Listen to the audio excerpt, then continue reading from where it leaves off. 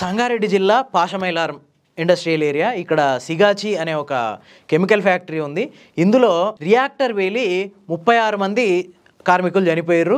ఇంకో 11 మంది పరిస్థితి ఆందోళనకరంగా ఉంది. వాళ్ళు కూడా అటో ఇటో అన్నట్టే ఉన్నారు. ఈ ఇన్సిడెంట్ జరిగినప్పుడు ఈ ఫ్యాక్టరీలో 108 మంది కార్మికులు ఉన్నారు. ఈ 108లో ఒక 40-50 మంది ఆచూకీ తెలుస్తుంది. మిగతా వాళ్ళందరూ శిథిలాల కింద చిక్కుకొని ఉండొచ్చు అని చెప్పి పోలీసులు గవర్నమెంట్ భావిస్తుంది. దీని మీద ఎంక్వైరీ జరుగుతుంది. అంతేకాదు ఈ పేలుడుకి కొద్ది క్షణాల ముందు ఈ factory vice president LN Govan ఆయన అక్కడికి వచ్చారు. ఆయన కూడా ఈ ప్రమాదంలో చనిపోయారు.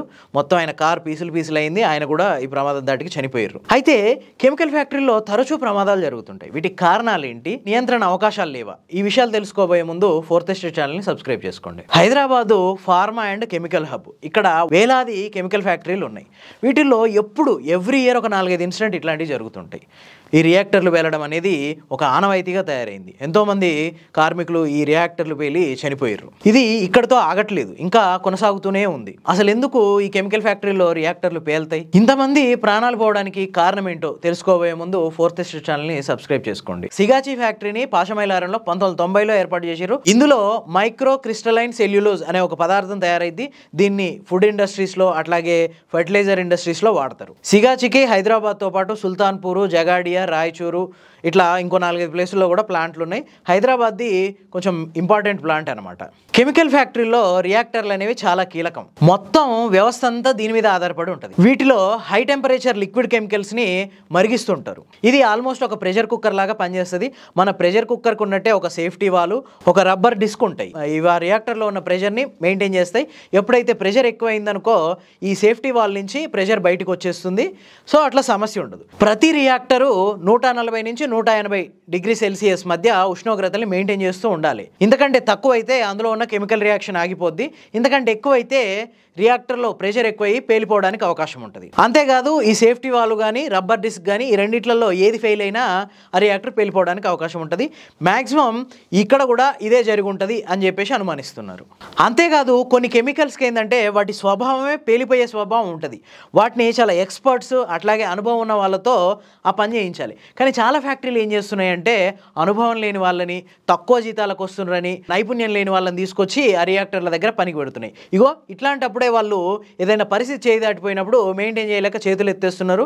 వందలాది మంది కార్మికుల ప్రాణాలు అక్కడ బలైపోతున్నాయి. అంతేకాదు ఈ రియాక్టర్ల మెయింటెనెన్స్ కూడా చాలా ఇంపార్టెంట్. ఎప్పటికప్పుడు వీటిని చెక్ చేసుకుంటూ ఉండాలి. ఈ సేఫ్టీ వాల్స్ కానీ, ప్రెషర్ వాల్స్ కానీ, రబ్బర్ డిస్కులు కానీ, అట్లాగే రియాక్టర్లకు ఎక్కడన్నా లీకేజీలు ఉన్నాయా అన్న విషయాన్ని కానీ రెగ్యులర్గా చెక్ చేసుకుంటూ ఉండాలి. ఎందుకంటే ఎట్లాంటి చిన్న లోపం ఉన్నా ఇమీడియట్గా అది పేలిపోవడానికి అవకాశం ఉంటుంది. అంతేకాదు ఈ రియాక్టర్లో ఉన్న స్పేర్ పార్ట్స్ని కూడా రెగ్యులర్గా మారుస్తూ ఉండాలి. అంటే ప్రతి స్పేర్ పార్ట్కి ఇంత లైఫ్ టైం అని ఉంటుంది. అది అవగానే దాన్ని మార్చాలి. కానీ చాలామంది ఏం చేస్తున్నారంటే నడుస్తుంది కదా, పాతదైనా ఇంకా నడుస్తుంది కదా అన్న ఉద్దేశంతో నడిపించేస్తున్నారు. అదే ఇట్లాంటి ప్రమాదాలకు కారణమవుతుంది. అంతేకాదు ఇప్పుడు మార్కెట్లోకి మంచి అత్యాధునిక టెక్నాలజీతో కూడిన రియాక్టర్లు వచ్చినాయి. వీటిల్లో అన్నీ ఆటోమేటిక్గా అవుతాయి. కానీ చాలా కంపెనీలు ఏం చేస్తున్నాయి అంటే పాత వాటితోటే నెట్టుకొస్తున్నాయి. రీజన్ ఏంటంటే ఈ కొత్తవి కొనాలంటే చాలా కాస్ట్ అయిపోద్ది. ఈ కాస్ట్ని భరించలేక ఈ కాస్ట్ని తప్పించుకోవడం కోసం పాత రియాక్టర్లతోనే నెట్టుకొస్తున్నాయి. ఇవి కూడా ఇట్లాంటి ప్రమాదాలకు కారణం. ఏళ్ల తరబడి అవే వాడడంతో వాటిలో లోపాలు వచ్చి పేలిపోతున్నాయి. వందలాది మంది కార్మికుల ప్రాణాలు గాలిలో దీపాల్లాగా వీటి కింద మాడి మసైపోతున్నాయి. ప్రస్తుతం సిగాచి ఫ్యాక్టరీలో జరిగిన ప్రమాదానికి కూడా ఈ రియాక్టర్ పేలుకు కూడా ఇట్లాంటి కారణాలు ఏమున్నాయి అని తెలుసుకోవడానికి ఎంక్వైరీ జరుగుతుంది. ఇదే నేపథ్యంలో తెలంగాణ రాష్ట్ర భారీ పరిశ్రమల శాఖ మంత్రి గడ్డం వివేక్ ఈయన ఏం చెప్పిండంటే ఒక కమిటీ వేస్తాం, తెలంగాణలో ఉన్న పరిశ్రమలన్నిట్లలో ఇట్లాంటి ప్రమాదాలు మళ్ళీ జరగకుండా ఒక కమిటీ వేస్తాం.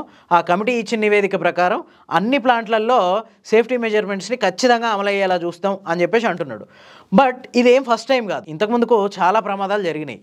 తర్వాత భవిష్యత్తులో కూడా జరగకుండా ఉండవనే నమ్మకం ఏం లేదు. ప్రతిసారి ప్రమాదాలు జరిగినప్పుడు ఇట్లాంటి మాటలు చెప్పడం, ఇట్లాంటి హామీలు ఇవ్వడం, ఆ తర్వాత వాటిని కుదురోలకు జనాలు మర్చిపోవడం, గవర్నమెంట్లు మర్చిపోవడం, అధికారులు మర్చిపోవడం ఆనవాయితీగా మారింది. అంతేకాదు తెలంగాణ వ్యాప్తంగా మొత్తం 4136 ఫ్యాక్టరీస్ ఈ హై రిస్క్ ఫ్యాక్టరీస్ ఉన్నాయి. వీటన్నిట్లలో ఖచ్చితంగా సేఫ్టీ మెజర్మెంట్స్ అమలయ్యేలా చూడాలి. అంతేకాదు 1948 ఫ్యాక్టరీల చట్టంలో ఉన్న నిబంధనలు కూడా ఖచ్చితంగా అమలయ్యేలా చూడాల్సిన బాధ్యత గవర్నమెంట్ మీద ఉంది. సో ఈ నేపథ్యంలోనే ఇప్పుడు వేసే కమిటీ ఏదైతే ఉందో అది ఈ హై రిస్క్ ఫ్యాక్టరీస్ అన్నిటినీ తరువుగా చెక్ చేయాలి. ఖచ్చితంగా ఇంచించు చెక్ చేసి వాటిలో ఉన్న ప్రతి లోపాన్ని నమోదు చేసుకోవాలి. అవసరమైతే అధికారుల్ని పరుగులు పెట్టించాలి. ప్రతి ఫ్యాక్టరీలో సేఫ్టీ మెజర్మెంట్స్ ఖచ్చితంగా అమలైన తర్వాతే వాటిని రన్ చేయడానికి పర్మిషన్ ఇవ్వాలి. అప్పటిదాకా అవసరమైతే వాటిలో ప్రొడక్టివిటీని కూడా ఆపేయాలి. అట్లయితేనే ముందు ఇట్లాంటి ప్రమాదాలకు చెక్ పడుతుంది. లేకుంటే ఈ ప్రమాదాలు ఆగవు, కార్మికుల ప్రాణాలకి భరోసా కూడా ఉండదు.